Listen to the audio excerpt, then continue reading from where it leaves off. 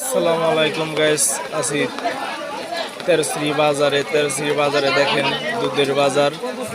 তেরশ্রী দুধের বাজারে আছি, বৃষ্টির দিন, বৃষ্টি বাদল, প্রচুর পরিমাণের বৃষ্টি। দেখেন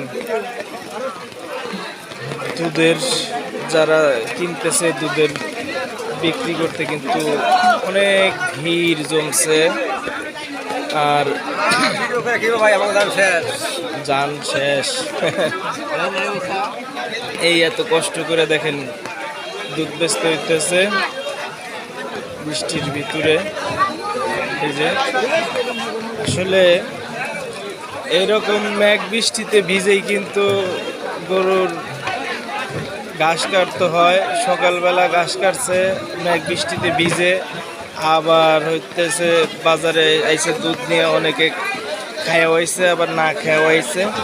যাই হোক, এরকম করেই চলে কৃষকের জীবন আর ঘোষেদের জীবন। দেখেন সবাই মানে ছাতা ছাড়া আর কোনো অবস্থা নাই। ছাতা ছাড়াতে যে এই যে ভিজে গেছে, ভিজা ছাড়া উপায় নাই। কারণ একটু দেরি করে আসলে আর বেচতে পারবেন না, দুধ বেচতে পারবে না।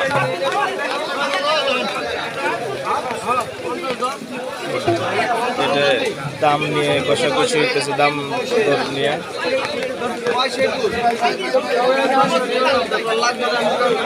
দাম দর নিয়ে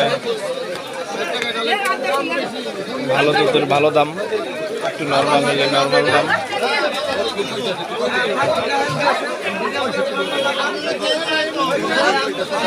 শুধু ছাতা আর ছাতা। দেখেন অবস্থাটা।